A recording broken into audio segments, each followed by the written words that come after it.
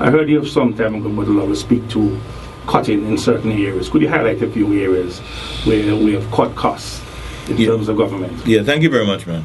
What we declared in the budget statement was a war on waste. And we're very serious about that, but it's continuing something that started some time ago. We attacked the issue of fuel costs. What the government was paying for fuel, we felt was too much. And so in 2009, we reduced the allocation from 10 gallons to 5 gallons. Now, this was not for everybody. So initially, ambulances, police cars, etc. were excluded. But there were some other areas. I mean, for example, we had inspectors in some of the ministries who needed $10, 10 gallons, so that they could carry out their functions, and that would have been increased. I remember the ABS people, they came and they said, look, if we're to pick up the people, so it was increased if you made a case for it to be increased. So in other words, you had to justify. Mm-hmm. And we trimmed $5 million from the overall fuel costs on an annual basis. That was a tremendous savings for us. We looked at the vehicles, and the Ministry of Public Works, Finance, and the Transport Board came up with a vehicle policy. And the first thing we decided to do is those vehicles that are assigned to senior members of senior civil servants by virtue of their office, we made an arrangement whereby they would buy that vehicle, mm-hmm. and we would take the money from their salary over a period of time so they would be able to pay for it. And that has worked very successfully. We have disposed of those vehicles, and we give those persons a traveling allowance. And with the traveling allowance, they're now responsible to insure the vehicle, license the vehicle, and to put petrol in it. That's another thing that we did. Then we looked at the wage bill, because that was a major challenge, but at a policy level, we had taken a decision we were not going to engage in any retrenchment, despite the fact that our revenues had dropped by over 25% in 2009 and continued this downward decline. When we suffered the triple whammy in 2009, the global economic crisis, where our two major source markets as tourism markets, UK and USA, were very, very badly affected by the crisis. British American, we had nearly $300 million in local savings tied up in British American. Those are funds that could have been used to help the economy of Antigua. Those funds evaporated with the demise of British American. And then we had the crash of the Stanford Group of Companies. And the fact is, the Stanford Group of Companies was the largest employer in the private sector.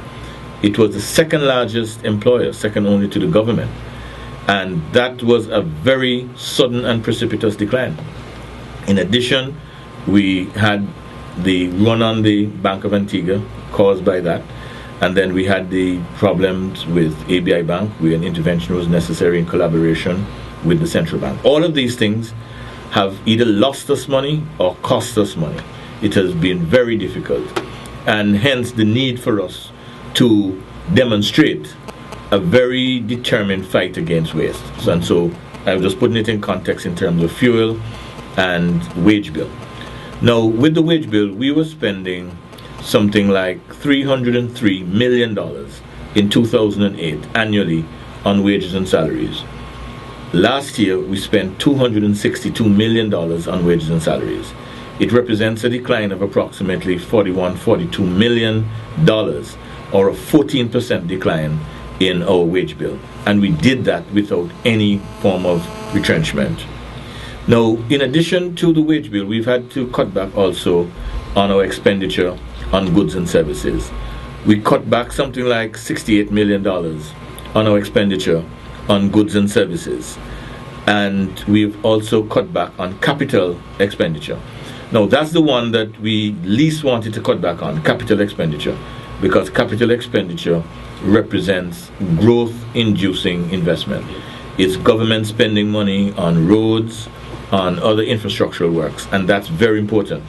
But the choice had to be between spending the money on capital expenditure, cutting back on the wage bill further, or giving up on capital expenditure.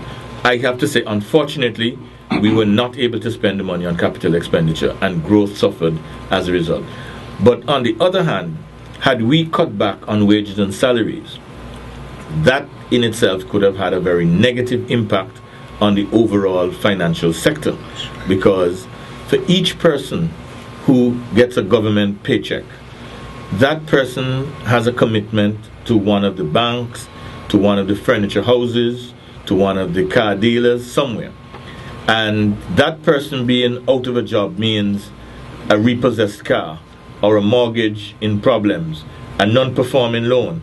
That in itself would have another knock-on effect, which we did not want to risk. And so we had to focus at all times on stabilizing the situation, and hence the decision not to engage in any form of retrenchment, but rather to keep people on the payroll.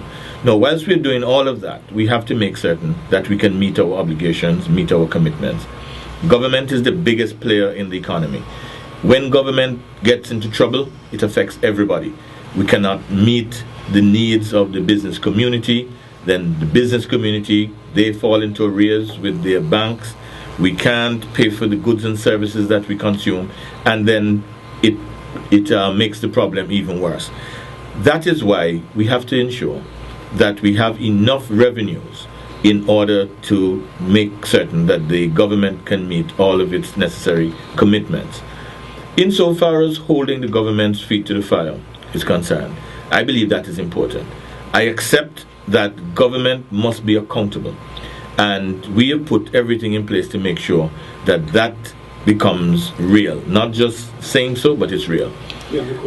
I have already announced that I will be doing a quarterly report, and so I hope that sometime in April I will do the first quarter, and that report basically will tell the nation how much revenue was collected for the quarter so far, how much money we have spent, and on what. And I want to do that each quarter. Perhaps not excluding maybe the final quarter, where that will be the budget presentation, and it will be included in that. Okay.